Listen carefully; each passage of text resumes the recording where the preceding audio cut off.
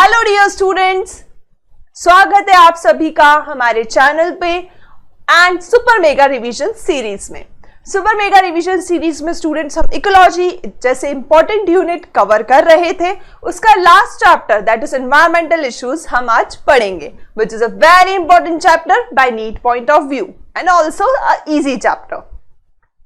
As you all know me, myself, Dr. Krishika Taneja, I have mentored over thousands of student doctor and I have 7+ years of teaching experience. So students, जैसे कि आपको पता है super mega revision series का time table, we have already completed these all chapters with you and we are on environmental issues chapter. Students, lecture के दौरान जो भी पीडीएफ में एक्स्ट्रा चीजें ऐड करी गई है, जो भी हम मार्क करेंगे एनसीईआरटी में, वो पीडीएफ आपको फ्री ऑफ कॉस्ट अवेलेबल कराई जाएगी। Link given in the description box.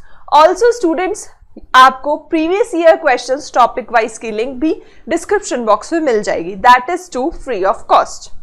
So students, चलिए स्टार्ट करते हैं हमारा आज का chapter that is environmental issue. तो बच्चों, एनवायरमेंट जो है वो काफी ज्यादा इफेक्ट हो रहा है। वाटर देखिए आप, एयर देखिए, वाटर देखिए आप, एयर देखिए और सॉइल देखिए। तो एयर पॉल्यूशन, वाटर पॉल्यूशन हर जगह फैलता चला जा रहा है। क्यों? इसका मेन कारण है हम ह्यूमंस। ठीक है, तो आज हम बेसिकली पॉल्यूशन और उसके साइड इफेक्ट और उसे कैसे हम ट्रीट कर सकते हैं, कुछ लोगों ने काफी अच्छे सुझाव दिए हैं इनका समाधान करने के लिए, उन केस स्टडीज पे भी हम डिस्कस करेंगे। So students, starting with our lecture, human population का साइज धीरे धीरे बढ़ता जा रहा है, जिससे रोटी कपड़ा मकान की नीड भी बढ़ती जा रही है। और अगर इंसान को रोटी कपड़ा मकान चाहिए तो किस पे पूरा भार आता है? धरती पे। और धरती ये भार नहीं सहन कर पा रही है बिकॉज पॉपुलेशन साइज हमारा बढ़ता चला जा रहा है। तो एनसीईआरटी की स्टार्टिंग लाइन में भी यही गिवन है कि ह्यूमन पॉपुलेशन साइज धीरे धीरे बढ़ता जा रहा है और जिससे डिमांड बढ़ती जा रही है पानी की, वाटर की, होम की, electricity, roads, automobiles, numerous other commodities. ये जो डिमांड है ये प्रेशर किस पे डाल रही है? धरती माता पे, दैट इज नेचुरल रिसोर्सेज पे, एंड और also contributing to the pollution of air, और जिसके कारण एयर, वाटर और सॉइल का पॉल्यूशन भी हमें देखने को मिल रहा है। The need of the hour is to check the degradation and depletion of a precious natural resource. और अब ये समय आ गया है कि हम देखें कि हमारी नेचुरल रिसोर्सेज के किस प्रकार बुरी तरह इफेक्ट होती जा रही हैं। तो बच्चों, पॉल्यूशन क्या होता है? कुछ भी चेंज होना प्रॉपर्टीज में of air, water and land, उसे हम पॉल्यूशन कहते हैं। So pollution is an undesirable change in physical and chemical और biological characteristics of air, land, water and soil. Agents जो ये करते हैं उन्हें हम पॉल्यूटेंट कहते हैं। ठीक है, agents bring about such an undesirable change are called pollutants. मतलब जो करते हैं उन्हें पॉल्यूटेंट्स कहते हैं। और पूरी प्रोसेस जो फिजिकल बायोकेमिकल चेंज लाती है हवा में, पानी में, सॉइल में, लैंड में, उसे हम पॉल्यूशन कहते हैं। पॉल्यूशन के बाद में बच्चों हम पढ़ेंगे पॉल्यूशन और पॉल्यूटेंट की डेफिनेशन आपको पता होनी चाहिए। अब आते हैं एनवायरमेंट पॉल्यूशन को कंट्रोल करने के लिए भारत की गवर्नमेंट ने एनवायरमेंट प्रोटेक्शन एक्ट पास किया था in the year 1986। Very very important. तो एनवायरमेंट प्रोटेक्शन एक्ट जो है आपको पता होना चाहिए 1986 में पास हुआ था, 1986 में। तो ये वेरी इंपॉर्टेंट पॉइंट है, ये आपको पता होना चाहिए कि environment protection act 1986 to protect and improve the quality of our environment that is air, water, soil. मतलब ये सबके लिए है, एयर के लिए भी, वाटर के लिए भी और सॉइल के लिए, पूरे एनवायरमेंट को पॉल्यूशन फ्री करना। तो that is environment protection act जो कि लागू हुआ था 1986 में। अब आते हैं बच्चों हम एयर पॉल्यूशन पे। जैसे कि हमने बोला कि पॉल्यूशन एयर में हो सकता है, that is called air pollution. Pollution water में हो सकता है, that is called water pollution. Pollution soil में हो सकता है, लैंड में हो सकता है, that is called land pollution. Air pollution and it's control पर आते हैं। हम एयर के ऊपर डिपेंड करते हैं क्योंकि हम सांस लेते हैं, oxygen is present in the environment. तो एयर शुद्ध होनी चाहिए, जो कि आजकल ऑटोमोबाइल्स और इंडस्ट्रीज के कारण दूषित होती जा रही है और हमें सांस लेने में दिक्कत आती है। जैसे मेट्रो सिटीज में मेनली प्रॉब्लम है, जैसे दिल्ली। तो बच्चों, पॉल्यूशन इन एयर में ज्यादा बढ़ने के कारण क्रॉप की यील्ड और ग्रोथ भी अफेक्ट हो रही है। causing the premature death of plant also। तो ना सिर्फ इंसान, इवन प्लांट्स भी सफर कर रहे हैं एयर पॉल्यूशन के कारण। Air pollutant also deleteriously affect the respiratory system of humans and of animals। तो बच्चों जो एयर पॉल्यूशन, जो सांस हम लेते हैं वो हमारे लंग्स, फेफड़ों तक जाती है। तो मेनली किसकी प्रॉब्लम हमें देखने को मिल रही है? रेस्पिरेटरी सिस्टम की हमें प्रॉब्लम देखने को मिल रही है, ह्यूमंस को भी और एनिमल्स को भी। तो बच्चों की पॉल्यूशन का क्या इफेक्ट होगा, ये 2-3 चीजों पे डिपेंड करता है कि जो पॉल्यूशन फैला रहा है उस पॉल्यूटेंट का कंसंट्रेशन कितना है, ड्यूरेशन ऑफ एक्सपोजर कितना है। अगर आप दिल्ली में रह रहे हैं तो ज्यादा इफेक्ट होंगे, और आप दिल्ली सिर्फ जाकर आ गए तो एक्सपोजर आपको कम हुआ तो आप कम इफेक्ट होंगे। तो एक्सपोजर ऑफ पॉल्यूटेंट पे भी, ड्यूरेशन ऑफ एक्सपोजर पे भी ये बात डिपेंड करती है। और तीसरा है ऑर्गेनिज्म के ऊपर, ठीक है। जैसे एक ऑर्गेनिज्म है, वो ऑलरेडी पेशेंट है, उसे ऑलरेडी लंग्स रिलेटेड प्रॉब्लम है, तो उन्हें वो ज्यादा इफेक्ट होंगे as compared to the young generation, they are not having any respiratory problem, तो वो लोग कम इफेक्ट होंगे, ठीक है।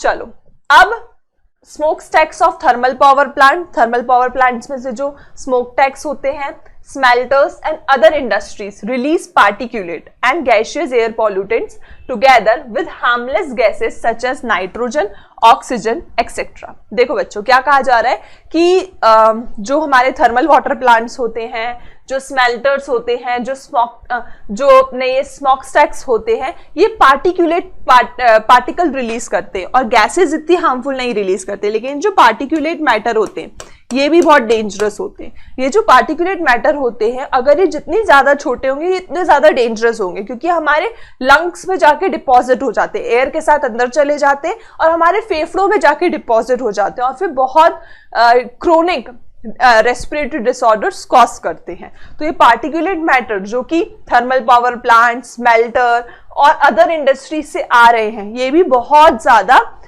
जो है एयर पॉल्यूशन फैला रहे हैं और जिससे रेस्पिरेटरी डिसऑर्डर्स और ज्यादा हमें खतरनाक देखने को मिल रहे हैं। ये जो पॉल्यूटेंट है इन्हें सेपरेट आउट करना जरूरी है और फिर एयर को आप एनवायरनमेंट में रिलीज करें। तो ये जो पार्टिकुलेट है, छोटे छोटे पार्टिकल्स है, बहुत छोटे छोटे होते हैं बच्चों, ये एयर के साथ अपने लंग्स में जाके डिपॉजिट हो जाते हैं और फिर अपने को बीमारी फैलाते हैं, रेस्पिरेटरी डिसऑर्डर अपने अंदर कॉज करते हैं। तो ऐसा कहा गया है कि इन पार्टिकुलेट मैटर को अलग से सेपरेट करके फिर एयर को बाहर निकालना चाहिए इन industries like thermal power plant, smelters and other industries. तो बच्चों हम 2 प्रोसेसेस पढ़ने वाले जिससे हम हवा को साफ करते हैं, शुद्ध करते हैं। एक है स्क्रबर और एक है इलेक्ट्रोस्टैटिक प्रेसिपिटेटर। सबसे पहले बच्चों अगर पार्टिकुलेट मैटर के लिए जो यूज किया जाता है,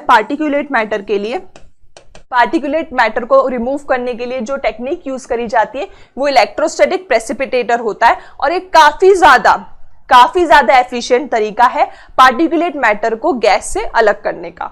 तो अगर आपको पार्टिकुलेट मैटर को रिमूव करना है so you will use electrostatic precipitator, और वहीं अगर आपको हार्मफुल गैसेस से छुटकारा पाना है, हार्मफुल गैसेस से, then the technique is scrubber. ठीक है, तो अगर आपको हार्मफुल गैसेस से छुटकारा पाना है तो स्क्रबर लगाइए आप इंडस्ट्रीज में, और अगर आपको पार्टिकुलेट मैटर अलग करने हैं तो आप इलेक्ट्रोस्टैटिक प्रेसिपिटेटर लगाइए। अब एनसीईआरटी सबसे पहले हमें इलेक्ट्रोस्टैटिक प्रेसिपिटेटर समझाती है क्योंकि ये सबसे ज्यादा वाइडली यूज्ड तरीका है पार्टिकुलेट मैटर को रिमूव करने का। ये 99% पार्टिकुलेट मैटर को रिमूव कर सकता है जो कि एग्जॉस्ट में प्रेजेंट है इन थर्मल पावर प्लांट, मतलब जो अपन पानी से बिजली बनाते हैं जनरली, उस केस में पार्टिकुलेट मैटर एनवायरनमेंट में रिलीज होते हैं। It has electrode wires. अब इसकी पूरी मशीनरी समझाई गई है कि इसके पास इलेक्ट्रोड वायर्स होती हैं, जैसा कि आप देख सकते हैं ये इलेक्ट्रोड वायर्स है, नेगेटिवली चार्ज वायर, इन्हें हम इलेक्ट्रोड वायर्स कहेंगे। ठीक है, तो ये जो इलेक्ट्रोड वायर्स होती है नेगेटिवली चार्ज्ड होती है, जिनके कारण कोरोना बन जाता है, डिस्चार्ज कोरोना बनता है इलेक्ट्रॉन्स का इनके आसपास, और डस्ट पार्टिकल इनमें इस कोरोना में आके ट्रैप हो जाते हैं, तो डस्ट पार्टिकल भी नेगेटिवली चार्ज हो जाते हैं। फिर यहां से ये डस्ट पार्टिकल्स निकलते हैं। तो ये जो हमारा प्रेसिपिटेटर है, प्लेट्स हैं, ये पॉजिटिवली चार्ज होती हैं। तो ये पॉजिटिव चार्ज होती है तो नेगेटिव वाला जो है वो पॉजिटिव वाले के टूवर्ड्स अट्रैक्ट होता है और फाइनली सेटल डाउन हो जाता है। तो इस प्रकार से पार्टिकुलेट मैटर को हम रिमूव करते हैं और फिर क्लीन एयर बाहर फेंकी जाती है। तो अब हम पढ़ लेते हैं। It has a electrode wire, जो कि जिसे हम सेवरल वोल्टेज पे मेंटेन करके रखते हैं 1000 वोल्ट्स पे, विच प्रोड्यूस अ कोरोना मतलब a group of electrons release करती है। ये जो इलेक्ट्रॉन है ये डस्ट पार्टिकल के साथ जाके अटैच हो जाते हैं, जिससे डस्ट पार्टिकल भी नेगेटिवली चार्ज हो जाते हैं। अब आगे की तरफ कलेक्टिंग प्लेट्स पाई जाती हैं। उन कलेक्टिंग प्लेट्स के ऊपर डस्ट पार्टिकल जो कि नेगेटिवली चार्ज हो चुका है वो सेटल डाउन हो जाता है and attracts the charged dust particle because dust particle is negatively charged while collecting plates are positively charged। ये जो यहाँ पे एयर की वेलोसिटी कम रखी जाती है, एयर की जो स्पीड है, वेलोसिटी है, वो कम रखी जाती है, जिससे आराम से पार्टिकुलेट मैटर जो है वो प्लेट्स पे गिर सके। अब आते हैं स्टूडेंट्स, उम्मीद है आपको इलेक्ट्रोस्टैटिक प्रेसिपिटेटर अच्छे से समझ आ गया होगा। अब हम आते हैं स्क्रबर पे। स्क्रबर जो है वो हार्मफुल गैसेस जैसे सल्फर कंटेनिंग गैसेस को रिमूव करने के लिए बहुत ज्यादा एफिशिएंट तरीका है। ये पार्टिकुलेट मैटर के लिए नहीं यूज होता, ये हार्मफुल गैसेस के लिए यूज होता है। आपको दोनों में डिफरेंस पता होना चाहिए। तो स्क्रबर के अंदर अपन क्या करते हैं, जो भी डर्टी एयर होती है ऊपर से लाइम स्प्रे डालते हैं, ठीक है, चूने का पानी डालते हैं, जिससे जो हार्मफुल जो गैसेस हैं वो सेटल डाउन हो जाती है और फिर क्लीन एयर बाहर निकाली जाती है। तो उसे हम स्क्रबर कहते हैं। तो स्क्रबर के बारे में पढ़ लेते हैं। स्क्रबर जो है हार्मफुल गैसेस रिमूव करता है, जैसे सल्फर डाइऑक्साइड। स्क्रबर के अंदर एक एग्जॉस्ट होता है जहां से पास किया जाता है स्प्रे ऑफ वाटर और lime. Recently we have realized that the danger of particulate matter that they are very small and are not removed by the precipitators. According to the Central Pollution Control Board CPCB, तो ये CPCB का full form पूछा जाता है NEET exam में, तो आपको पता होना चाहिए कि what is the full form of CPCB। CPCB का मतलब है सेंट्रल पॉल्यूशन कंट्रोल बोर्ड। इनने बोला कि जो पार्टिकुलेट साइज का जो पार्टिकुलेट मैटर का अगर साइज लेस देन 2.5 माइक्रोमीटर है, मतलब वो बहुत ही ज्यादा डेंजरस है, वो जाके हमारे लंग्स में जाके सेटल हो जाएगा और हमें क्रोनिक रेस्पिरेटरी डिसऑर्डर्स हमारे अंदर फैलाएगा। They are responsible for causing greatest harm to the human health. These fine particles can be inhaled deep into the lungs and can cause breathing and respiratory symptoms, irritation, inflammation and damage to the lungs, and it may also cause premature death. तो बच्चों आपको वाला page अच्छे से समझ आ गया। यहाँ पे हमने स्क्रबर के बारे में बात करी, इलेक्ट्रोस्टैटिक प्रेसिपिटेटर के बारे में बात करी और CPCB के हिसाब से 2.5 माइक्रोमीटर से कम साइज वाले पार्टिकुलेट मैटर काफी ज्यादा डेंजरस होते हैं, इस बारे में बात करी।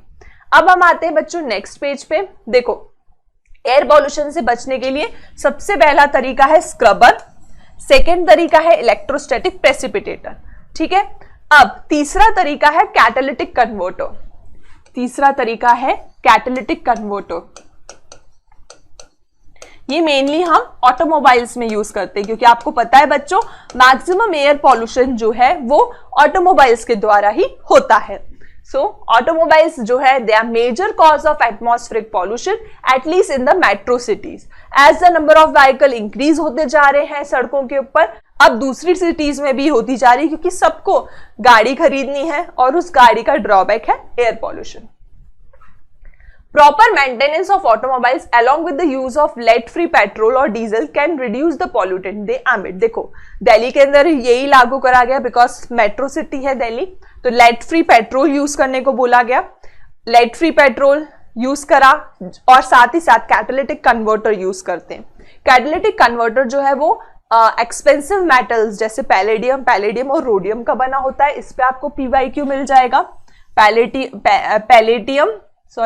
पैलेटिनम, पैलेडियम और रोडियम का बना होता है, तो इस पे आपको PYQ मिल जाएगा। कैटालिटिक कन्वर्टर महंगे मेटल्स का बना होता है, that is platinum, palladium and rhodium. Platinum की तो आजकल रिंग बैंड्स भी पहनाए जाते हैं एंगेजमेंट वगैरह के टाइम पे, तो गोल्ड से भी एक्सपेंसिव प्लेटिनम होता है।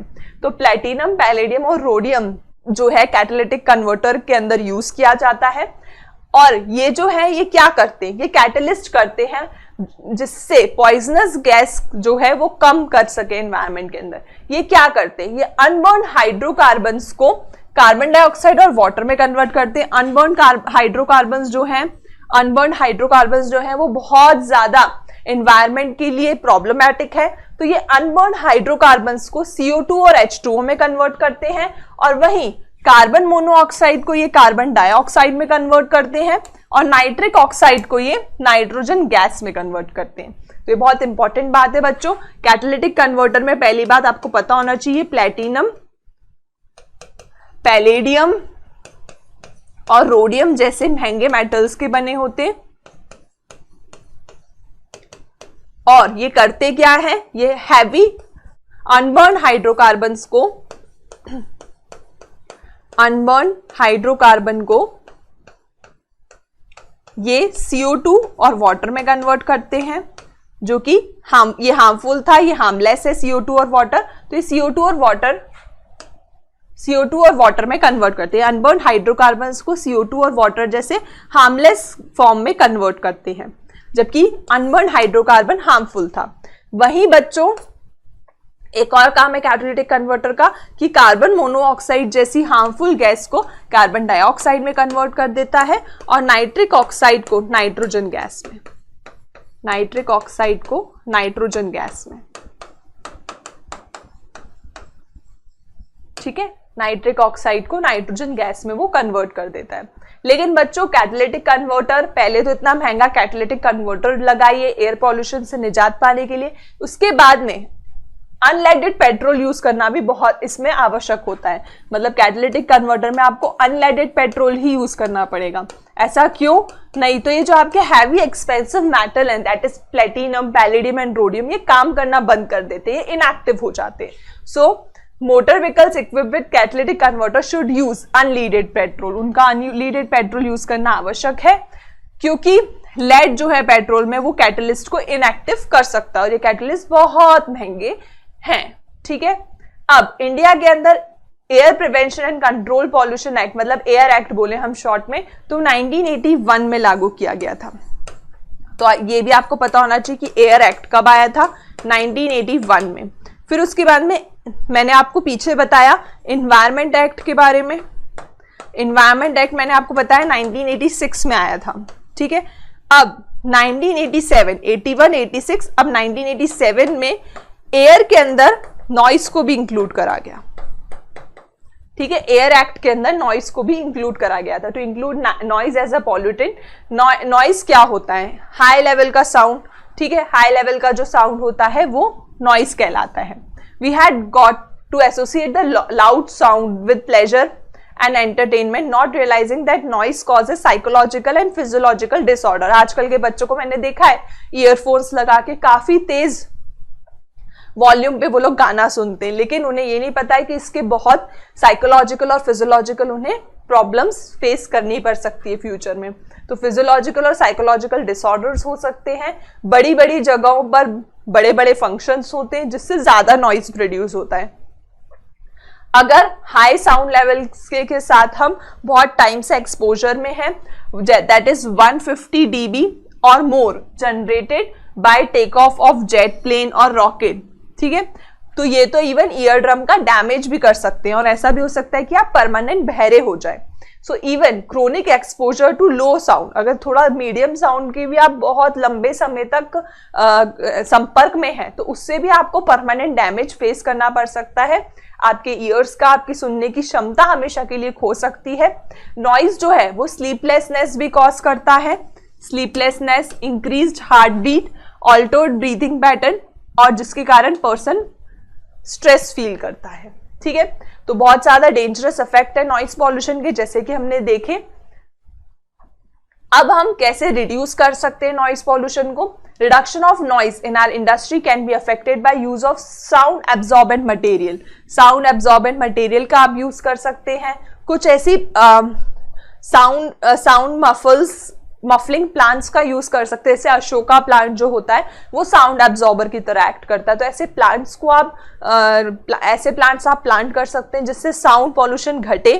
और साथ ही साथ कुछ हॉर्न फ्री जोन्स होते हैं जहाँ पे बिल्कुल भी हॉर्न बजाना अलाउ नहीं रहता है, जैसे कोर्ट के बाहर, स्कूल्स के बाहर और हॉस्पिटल्स के बाहर। ठीक है, तो स्ट्रिंजेंट फॉलोइंग ऑफ लॉ होना चाहिए। Noise like delimitation of horn free zones around hospitals, school and permissible sound level of cracker का साउंड भी एक परमिट लेवल पे ही अलाउड होना चाहिए। एंड लाउड स्पीकर्स, टाइमिंग होनी चाहिए कि 12 बजे के बाद कोई लाउड स्पीकर्स नहीं प्ले होने चाहिए। तो ये सब एनफोर्स करना जरूरी है, तभी आप नॉइस पॉल्यूशन से बच सकते हैं। अब हम केस स्टडी की बात करेंगे। दिल्ली जो कि सबसे ज्यादा अफेक्ट हुआ है पूरे इंडिया में पॉल्यूशन से की अगर बात करी जाए, ऐसे तो बहुत सारी सिटीज में पॉल्यूशन है लेकिन दिल्ली में बहुत ज्यादा है। दिल्ली के साथ अदर मेट्रो सिटीज में भी काफी पॉल्यूशन है, लेकिन हम स्टडी अभी दिल्ली की कर रहे हैं। सो हम अगर हम बात करें तो with very large pollution, with its very large population of vehicular traffic, Delhi जो है, Delhi leads to the country in its level of air pollution. It has more cars than the states of Gujarat and West Bengal put together. 1990 की report के हिसाब से Delhi 4th number पे position है the 41 most polluted cities in the world में। तो जो 41 most polluted cities की जो लिस्ट निकाली गई है उसमें से दिल्ली जो है वो 4th नंबर पर आता है। एयर पॉल्यूशन की प्रॉब्लम दिल्ली में इतनी ज्यादा सीरियस हो गई कि लोगों ने ही सुप्रीम कोर्ट को जो है लेटर लिख के दिया कि कुछ करो पॉल्यूशन के लिए। ठीक है, तो इसे हम पब्लिक इंटरेस्ट लिटिगेशन कहते हैं, दैट इज PIL, जो कि खुद कॉमन पीपल सुप्रीम कोर्ट को लिखती है कि आप प्लीज इसके टूवर्ड्स एक्शन ले, नहीं तो पॉल्यूशन के मारे तो हम लोग मर जाएंगे, क्योंकि इतना ज्यादा पॉल्यूशन हो गया था दिल्ली के अंदर। तो was filed in the supreme court of India after being censored very strongly by the Supreme Court under its directives. The government was asked to take within a specific time period appropriate measures लिए गए, public transport पे switch होने को कहा गया और public transport को भी CNG में कन्वर्ट करा गया।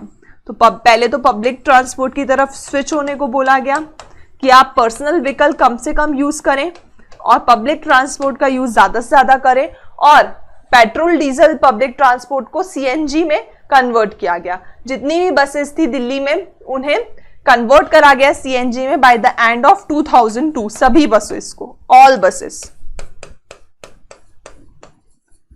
From diesel to CNG। ठीक है, you may ask the question क्यों CNG डीजल और पेट्रोल से अच्छा है। इसका आंसर है, जो कि बहुत इंपॉर्टेंट आंसर है, कि CNG बर्न्स मोस्ट एफिशिएंटली। इसके ऊपर आपको PYQ मिल जाएगा कि CNG पेट्रोल और डीजल से भी मोस्ट एफिशिएंटली बर्न होता है। CNG का जो लेफ्ट अनबर्न मटेरियल कुछ भी नहीं होता है, जैसे पेट्रोल डीजल में अनबर्न हाइड्रोकार्बन बचता है जो कि बहुत ज्यादा हार्मफुल होता है, जबकि CNG में कुछ बचता ही नहीं है, it is a clean gas. CNG सस्ती पड़ती है, अगर पैसों की बात करें तो पेट्रोल 100 रुपए को भी क्रॉस कर चुका है, तो CNG सस्ती पड़ती है, so CNG इज चीपर। और it can't be siphon off by the sea, मतलब चुराया नहीं जा सकता, जबकि पेट्रोल डीजल की चोरी होती है। तो पेट्रोल डीजल की चोरी होती है लेकिन CNG की चोरी नहीं होती है। ठीक है, द मेन प्रॉब्लम, लेकिन CNG के साथ मेन प्रॉब्लम क्या है कि इसकी पाइपलाइन जो है, switching over the CNG in the difficulty of laying down the pipeline, उसकी डिलीवरी बहुत ज्यादा दिक्कतमयी है, क्योंकि कहीं से लीकेज हो रहा है, ये सब भी देखना पड़ता है, फिर कैसे पाइपलाइन अंडरग्राउंड लगाई जाए, तो ये बहुत ज्यादा प्रॉब्लमेटिक इशू है। बाकी ऑल ओवर अगर हम देखें तो CNG काफी ज्यादा किफायती है, एफिशिएंटली बर्न करती, कुछ भी अनबर्न नहीं बचता है, सस्ती है, चुराई नहीं जा सकती। ठीक है, चलो अब साइमल्टेनियसली पैरेलल स्टेप्स ये भी लिए गए दिल्ली के अंदर for reducing vehicular pollution, include phasing out of old vehicles. अब यहीं पे ही बात खत्म नहीं हो गई, बोला गया कि पहले तो पब्लिक ट्रांसपोर्ट को, जितने भी बसेस वगैरह थी उनको 2002 तक हमने CNG में कन्वर्ट करा। फिर हमने बोला कि जितने भी पुरानी वो है कार्स वगैरह है, वो उनके इंजन पुराने हो चुके हैं, वो ज्यादा पॉल्यूशन फैलाते हैं, तो वो सब कार्स जो पुराने मॉडल की है, मारुति वगैरह, वो सब दिल्ली से हटाने का नियम लागू करा गया और वो सब कार्स जो है पुराने मॉडल की, उन्हें हटाने में सक्सेसफुल भी हुई दिल्ली से। तो ओल्ड व्हीकल्स को बोला कि हटाइए, देन अनलीडेड पेट्रोल का यूज बोला करिए, लो सल्फर पेट्रोल का यूज करिए और डीजल का कैटालिटिक कन्वर्टर का यूज करिए, साथ ही साथ पॉल्यूशन लेवल नॉर्म्स होते हैं व्हीकल के, जिसमें पॉल्यूशन लेवल नापा जाता है। तो अगर वो पॉल्यूशन नॉर्म के अंडर है आपकी कार, तभी आप उस कार को ड्राइव कर सकते हैं, अदरवाइज आपको मॉडल चेंज करना पड़ेगा अपनी कार का, अगर आपकी कार का ज्यादा पुराना मॉडल हो चुका है जो कि पॉल्यूशन के जो नॉर्म्स हैं उसके अगेंस्ट है। ठीक है, तो गवर्नमेंट ऑफ इंडिया ने फिर कुछ ऑटो फ्यूल पॉलिसी लागू करी, out a road map to cut down vehicular pollution in Indian cities. Most stringent norms जो हैं वो मेनली फ्यूल के ऊपर लागू करे गए थे, जिसमें सल्फर और एरोमेटिक कंटेंट पेट्रोल और डीजल में उनका ध्यान दिया गया था। सल्फर और एरोमेटिक कंटेंट जो कि पेट्रोल और डीजल में होते मेनली उन पर ध्यान दिया गया था। तो इसके लिए लागू किया गया था यूरो 3 नॉर्म। यूरो 3 नॉर्म के हिसाब से जो सल्फर और पेट्रोल है उसे हम कंट्रोल कर सकते हैं 350 पार्ट्स पर मिलियन पे इन डीजल एंड 150 पार्ट्स पर million in petrol. Aromatic hydrocarbons के अंदर 42% होता है, एरोमेटिक हाइड्रोकार्बन में 42% इसमें होता है फ्यूल्स में। The goal according to the road map is to reduce sulphur by 50 ppm। तो 350 से भी 50 ppm पे लाने का मेन टारगेट था, 350 से 50 ppm सल्फर को लाया जाए, 50 parts per million in petrol and diesel and 35% corresponding to the fuel vehicle engines will be need to be upgraded। अगर इंजन पुराने तो इंजन अपग्रेड करने के लिए आपको कार का मॉडल चेंज करना पड़ेगा, मतलब पुरानी कार को बेचो और नई कार खरीदो। फिर मास एमिशन स्टैंडर्ड्स लाए गए भारत स्टेज 2 जो कि यूरो 2 नॉर्म के इक्विवेलेंट है। ठीक है, तो पहले यूरो 2 नॉर्म आया, दैट इज भारत स्टेज 2। फिर यूरो 3 नॉर्म आया, दैट इज भारत स्टेज 3 जो कि लेस पॉल्यूटेड कंट्री में अभी भी चल रहा है, लेस पॉल्यूटेड सिटीज में भारत की अभी भी चल रहा है। और यूरो 4 नॉर्म जो है वो most polluted cities of India में चल रहा है, जो कि मेनली जो मेट्रो सिटीज आती है वहां पे यूरो 4 नॉर्म चल रहा है। ठीक है, जिसे भारत स्टेज 4 के इक्विवेलेंट है जो कि, तो यहां पर ये लागू करा गया through out the country since April 2017। और यूरो 3 नॉर्म बाकी के सिटीज में यूज किया गया, यूरो 2 नॉर्म अब कहीं भी यूज नहीं किया जाता है। अब हम आते हैं बच्चों नेक्स्ट टॉपिक पे, that is water pollution and it's control. तो एयर पॉल्यूशन आपको अच्छे से क्लियर है बच्चों, हमने एयर पॉल्यूशन पढ़ा, उसके अंदर हमने कुछ ईयर्स वगैरह याद करे, इंपॉर्टेंट डेट्स याद करी, साथ ही साथ बच्चों हमने केस स्टडी करी दिल्ली की। अब बच्चों हम डिस्कस करने वाले हैं about water pollution. Human being have been abusing the water bodies. देखो बच्चों, हम किस प्रकार हमारे लिए शब्द यूज करे जाते हैं कि हम लोग वाटर बॉडीज के साथ अब्यूज कर रहे हैं। Around the world by disposing into them all kinds of waste. हम सारी प्रकार की गंदगी पानी के अंदर डाल देते हैं, जो कि बहुत गलत बात है। We tend to believe that water can wash away everything, but not taking cognizance to the fact that water bodies are lifelines as well as of other living organism। जो भी other living organism है उनके लिए भी वो lifeline की तरह act करती है, तो प्लीज पानी को साफ रखें। Can you list what all we tend to try and wash away through our rivers and drains due to such activities of humankind? The pond, lakes, stream, river, estuaries, oceans are becoming polluted. तो धीरे धीरे ये सारी water bodies polluted होती जा रही हैं। Realising the importance of maintaining the cleanliness of the water bodies, India की गवर्नमेंट ने वाटर एक्ट लागू करा 1974 में। तो बच्चों वाटर एक्ट, इससे पहले भी मैंने आपको कुछ एक्ट याद करवाए हैं। तो वाटर एक्ट जो है वो सबसे पहला जो है ईयर के हिसाब से देखे तो 1974 ईयर अभी तक हमने नहीं देखा, सब उसके बाद के ईयर देखे हैं ना। हमने 81, 86 और 87 देखा, मतलब जल वाला एक्ट और पुराना है। ठीक है, वाटर एक्ट जो है वो 1974 का है। तो ये चारों ईयर आपको याद होने चाहिए as it is given in NCERT. इन पे पीवाईक्यूज आ चुके हैं और क्वेश्चंस आ भी सकते हैं।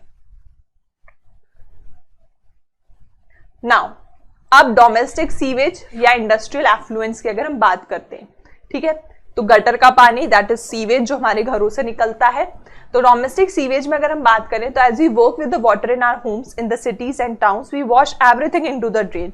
हैव यू एवर वंडर्ड ये सीवेज का पानी जाता कहाँ है? ये बच्चों मेन वाटर बॉडी से जाके मिल जाता है, लेकिन ऐसा नहीं होना चाहिए, उसे पहले साफ करना चाहिए into the sewage treatment plant. अब ये सब हो रहा है, ठीक है।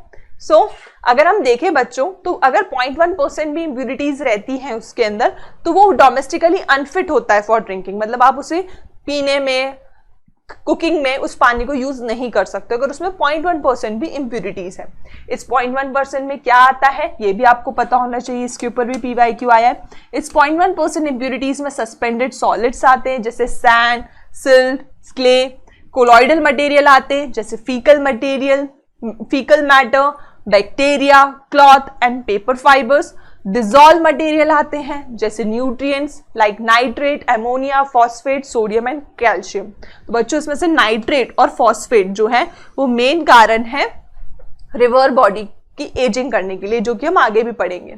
ठीक है, तो बच्चों इस इम्प्यूरिटीज पे हम BOD के बारे में भी पढ़ेंगे। तो बच्चों ये ग्राफ बहुत ज्यादा इंपॉर्टेंट है, इस ग्राफ के ऊपर PYQ भी पूछा गया। ये ग्राफ कंसंट्रेशन और डायरेक्शन ऑफ फ्लो के बीच में बनता है। पहले बताया गया है इस ग्राफ के अंदर कि अगर हम गटर का पानी मेन वाटर बॉडी में मिलाते हैं तो साफ पानी में क्या होता है, BOD की वैल्यू कम होती है, लेकिन जैसे आपने सीवेज का पानी मिलाया तो BOD की वैल्यू बढ़ना चालू हो जाती है। ठीक है, फिर वापस से अगर पानी साफ हुआ तो BOD की वैल्यू घटती है। अब हम डिसॉल्व ऑक्सीजन की अगर बात करें, ठीक है, तो डिसॉल्व ऑक्सीजन जो है वो जब हम सीवेज डिस्चार्ज करते हैं तो पानी में घुली हुई जो ऑक्सीजन है वो कम हो जाती है, जिससे एक्वेटिक ऑर्गेनिज्म मरने लग जाते हैं। और फिर जैसे जैसे आप पानी साफ करते जाएंगे तो डिसॉल्व ऑक्सीजन की वैल्यू बढ़ती चली जाएगी। तो बच्चों ये ग्राफ आपको अच्छे से समझ आना चाहिए कि BOD जो है वो जितना ज्यादा होगा उतना ज्यादा वाटर पॉल्यूटेड है, और इस पॉल्यूटेड वाटर में डिसॉल्व ऑक्सीजन की वैल्यू कम है। ठीक है, और इसका वाइस वर्सा कर दो, अगर डिसॉल्व ऑक्सीजन ज्यादा है और BOD कम है तो वाटर जो है वो लेस पॉल्यूटेड है। और BOD is biological oxygen demand, जो कि हमने अच्छे से लास्ट क्लास में, दैट इज लास्ट लेक्चर में कवर करा था। Dissolve salt such as nitrates, phosphate, मैंने कहा था ना पानी को दूषित करने में नाइट्रेट फॉस्फेट का मेन रोल होता है, and toxic metal, iron, organic compound, domestic sewage primary contains biodegradable organic matter जो कि रेडियली डिकम्पोज होता है थैंक्स टू बैक्टीरिया। डिकम्पोजिशन में बैक्टीरिया का मेनली होता है योगदान, that is sewage treatment plant में भी हमने पढ़ा था कि किस प्रकार बैक्टीरिया के द्वारा हम सीवेज ट्रीटमेंट प्लांट में पानी को साफ करते हैं। It is possible to estimate the amount of biodegradable organic matter in sewage water by measuring BOD। मतलब BOD की वैल्यू अगर कम है तो पानी साफ है, अगर BOD की वैल्यू ज्यादा है मतलब पानी ज्यादा पॉल्यूटेड है। तो BOD की वैल्यू से आप पता लगा सकते हैं, जिसका फुल फॉर्म होता है biochemical oxygen demand. In this chapter micro organism में आपने पढ़ा होगा, माइक्रोब्स इन ह्यूमन वेलफेयर में मैंने आपको BOD काफी डिटेल में बताया था। ठीक है, next microorganism involved in biodegradation of organic matter in the receiving water body consume a lot of oxygen। जो भी माइक्रो ऑर्गेनिज्म होते हैं बहुत ज्यादा ऑक्सीजन कंज्यूम करते हैं, जिससे एक्वेटिक ऑर्गेनिज्म के लिए डिसॉल्व ऑक्सीजन की मात्रा घट जाती है। ठीक है, जिससे क्या होता है, डिसॉल्व ऑक्सीजन की वैल्यू घट जाती है और इससे एक्वेटिक ऑर्गेनिज्म की डेथ होने लगती है। जिससे क्या होता है बच्चों, एक्वेटिक ऑर्गेनिज्म की डेथ होने लगती है, वो मरने लग जाते हैं। ठीक है, क्यों? क्योंकि पानी पॉल्यूटेड है। पॉल्यूटेड माने BOD ज्यादा है, तो पॉल्यूटेड वाटर है मतलब BOD की वैल्यू ज्यादा है और डिसॉल्व ऑक्सीजन की वैल्यू कम है, जिससे एक्वेटिक ऑर्गेनिज्म जो है वो मरते चले जाते हैं क्योंकि उनको सांस लेने के लिए ऑक्सीजन नहीं मिल पाती है। Presence of large amount of nutrients in the water bodies also causes excessive growth of planktons। Planktons क्या होते हैं? फ्लोटिंग ऑर्गेनिजम्स को हम प्लैंक्टॉन्स बोलते हैं। अगर वो एनिमल है तो जू प्लैंक्टॉन कहा जाएगा और अगर वो प्लांट्स हैं तो उन्हें फाइटोप्लैंक्टॉन्स कहा जाता है।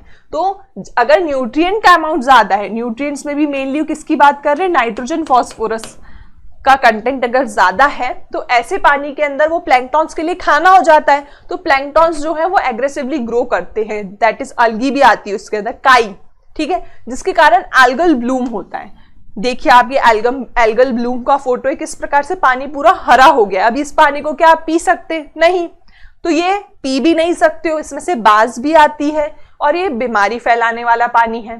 ठीक है, so which imparts distinct colour, अजीब सा कलर आ गया है हरे रंग का, algal blooms causes deterioration of the water quality भी गई पानी की, और फिशेस भी मर गई उसके अंदर। Some bloom forming algae are extremely toxic to human being and animals, ये बहुत ज्यादा डेंजरस भी है अगर किसी ने पानी पी लिया तो। ठीक है, अब बच्चों यहाँ पे एल्गल ब्लूम की बात खत्म होती है, एल्गल ब्लूम के ऊपर भी आपको PYQ मिल जाएंगे।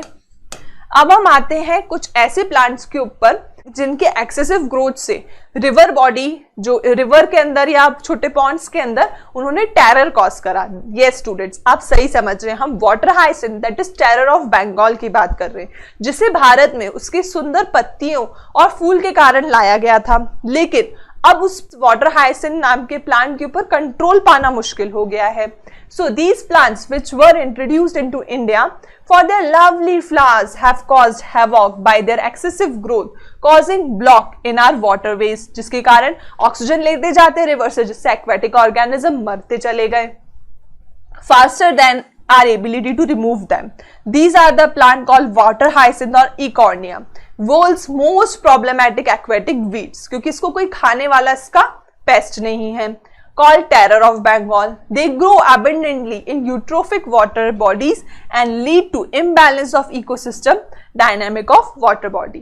तो बच्चों जो भी सीवेज निकलता है हमारे घर से, हॉस्पिटल से, वो बहुत सारे पैथोजेनिक माइक्रो ऑर्गेनिज्म कंटेन करता है, जिससे बीमारी भी फैलती है। विदाउट प्रॉपर ट्रीटमेंट अगर हम पानी में मिला दें तो बहुत ज्यादा खतरनाक बीमारी हो सकती है, जैसे dysentery, typhoid, jaundice, cholera etcetera.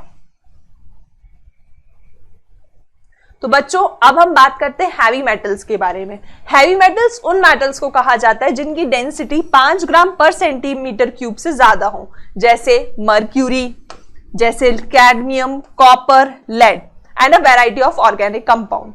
तो अगर बच्चों कुछ toxic substance including heavy metals वो फूड चेन में आगे जाते जाते तो ये जैसे कि यूज नहीं होते हैं, जैसे अगर हम देखें एनर्जी यूज होती है तो फूड चेन में ऊपर जाने पे घटती है, लेकिन ये जो हैवी मेटल्स है और DDT जैसे ऑर्गेनिक मैटर हैं ये डिपॉजिट होते चले जाते हैं। तो जैसे जैसे आप ऊपर जाएंगे फूड चेन में तो इनका अमाउंट बढ़ता चला जाता है, इसे हम बायोमैग्निफिकेशन कहते हैं।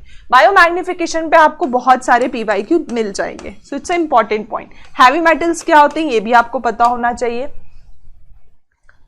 In the aquatic food chain, biomagnification refers to increase in the concentration of toxicant at the successive trophic level. This happens because toxic substance accumulate होते जा रहे, they are not being used by the organisms. ठीक है, तो इसलिए वो higher trophic level में जाते चले जाते हैं। जैसे हम मर्क्यूरी और DDT का एग्जाम्पल लेते हैं बायोमैग्निफिकेशन में, तो DDT तो सबको याद रहता है, मर्क्यूरी आप भूल जाते हैं। तो आपको पता होना चाहिए बायोमैग्निफिकेशन के बारे में बात करी गई है NCERT में about mercury and DDT।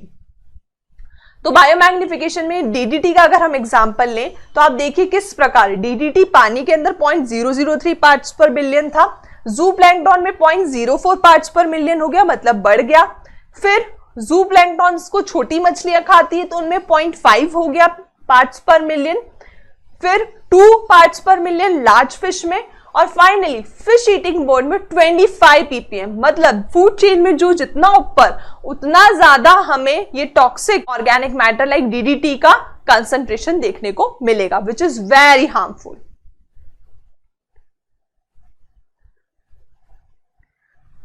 Biomagnification of DDT in aquatic food chain is being explained. In this manner, the concentration of DDT is increased at successive trophic level. Say it starts at 0.003 as you have seen, तो 25 ppm तक चला गया in fish eating birds, which is called biomagnification. High concentration of DDT जो है वो क्या करता है, बहुत ज्यादा इंपॉर्टेंट है, इस पे भी PYQ पूछा गया है कि DDT का कंसंट्रेशन अगर हाई होता है तो वो बर्ड्स के अंदर कैल्शियम मेटाबॉलिज्म अफेक्ट करता है, जिस कारण से उनकी एग शेल थिन हो जाती है और उनकी प्रीमैच्योर डेथ हो जाती है, प्रीमैच्योर ब्रेकिंग, जिसके कारण बर्ड पॉपुलेशन साइज घटता चला जा रहा है। तो ये बहुत इंपॉर्टेंट पॉइंट है DDT के साइड इफेक्ट के ऊपर। और भी DDT के साइड इफेक्ट है लेकिन ये NCERT में गिवन है, इसलिए बहुत ज्यादा इंपॉर्टेंट है कि DDT का कंसंट्रेशन अगर बर्ड्स में ज्यादा होता जा रहा है तो उस कारण से कैल्शियम मेटाबॉलिज्म उनका डिस्टर्ब हो जाता है, जिससे अंडों के ऊपर जो कैल्शियम की लेयर है वो पतली बनती है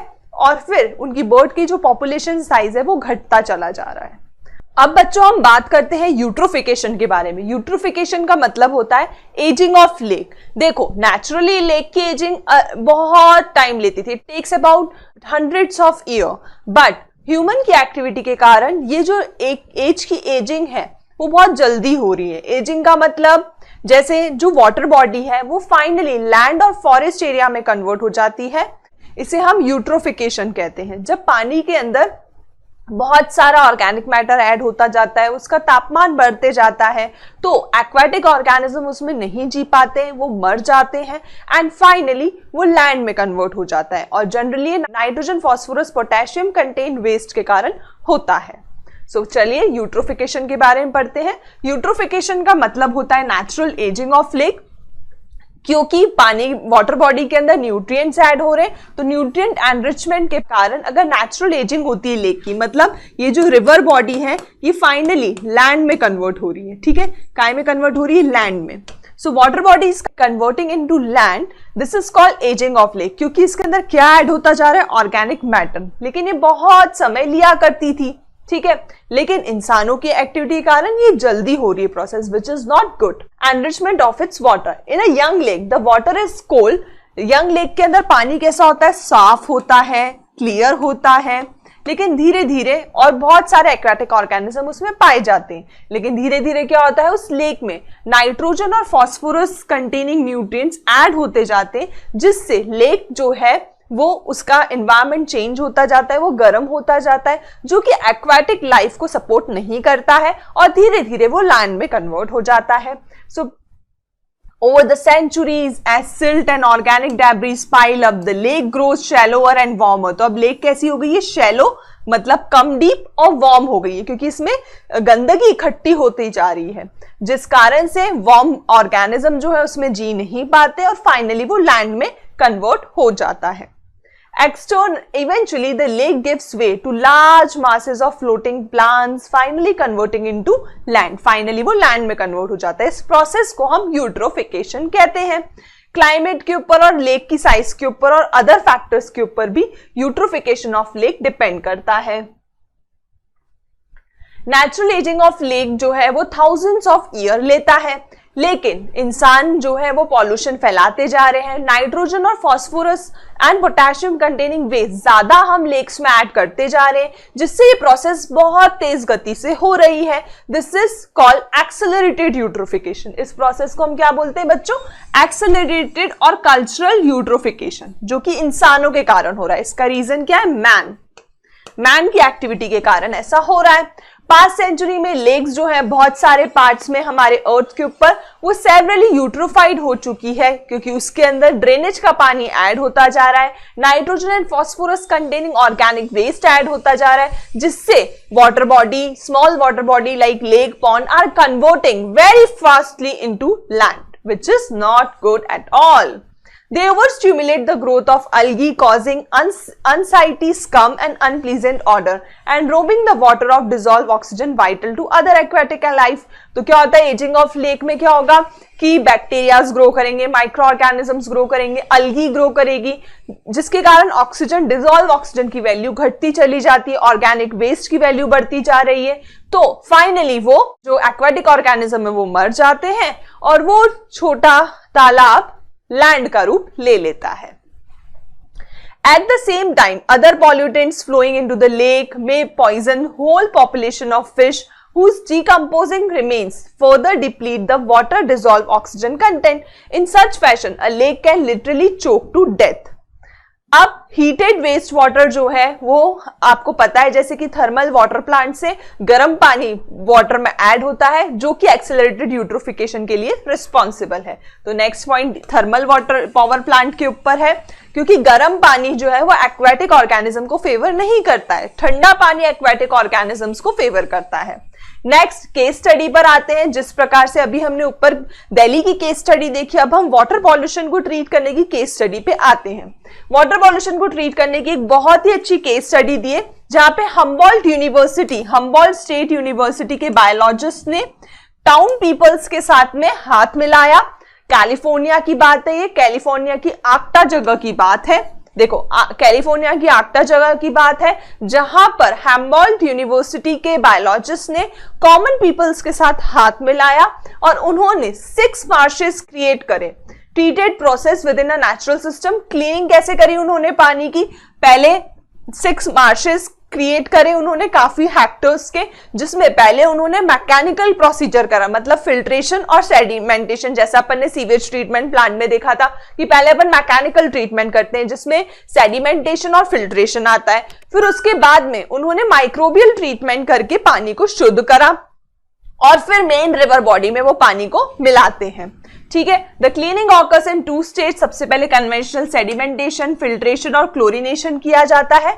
इसके बाद में बहुत सारे पॉल्यूटेंट्स, हैवी मेटल्स फिर भी उसमें बच जाते हैं, तो उन हैवी मेटल्स को हटाने के लिए हम जो 6 connected marshes, that is 60 hectares marshland area का यूज करा गया, जहां पे appropriate plant, micro organism like algae, fungi, bacteria were seeded into the area, जो कि इन हैवी पॉल्यूटेंट्स को एब्जॉर्ब कर लेते हैं और पानी को शुद्ध कर देते हैं, और ये शुद्ध पानी फिर नेचुरल रिवर बॉडीज में ऐड कर दिया जाता है। तो 60 हेक्टर्स के मार्शलैंड में 6 जो कनेक्टेड हमने मार्शेस बनाए थे जहां पे पानी को साफ करा गया।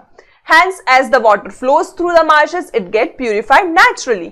और ये जो मार्शेस थे ये बायोडाइवर्सिटी हॉटस्पॉट भी बन गया, क्योंकि अगर वहां पे पानी है, प्लांट से साफ पानी, तो ऑब्वियसली वहां पे एनिमल्स भी आएंगे, तो बायोडाइवर्सिटी रिच एरिया भी वो बन गया। सो स्टूडेंट्स, जो सिटीजन ग्रुप था उसे फोम कहा गया, that is friends of Arcata marsh. They were responsible for taking up the authority of this wonderful project. All this time we have assumed that removal of wastage requires water, that is creation of sewage. But what if water is not necessary to dispose of human waste like excreta? Can you imagine? अब ecological sanitation के ऊपर बात करिए कि human का excreta एक बहुत बड़ी प्रॉब्लम है, जिसके कारण केरला और श्रीलंका वाले एरिया में इको स्कैन टॉयलेट्स का यूज किया गया है, जिसके अंदर वाटरलेस टॉयलेट्स होते हैं। यहाँ पे जो एक्सक्रीटा होता है उससे बाद में मैन्योर बनाया जाता है, जिससे प्लांट्स की ग्रोथ एनहेंस होती है, सॉइल की फर्टिलिटी बढ़ती है, जिससे हमें बाहर से मार्केट से जाके खाद भी नहीं खरीदनी पड़ती है, और साथ में ह्यूमन का वेस्ट भी ठिकाने लग गया और इसमें वाटर नहीं यूज किया जाता है।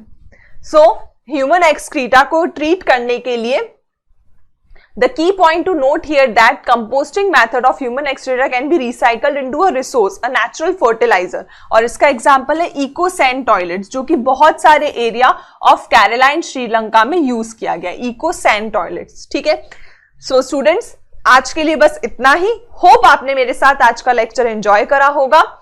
नेक्स्ट एनवायरमेंटल इश्यू पार्ट 2 हम कल की क्लास से डिस्कस करेंगे। Thank you.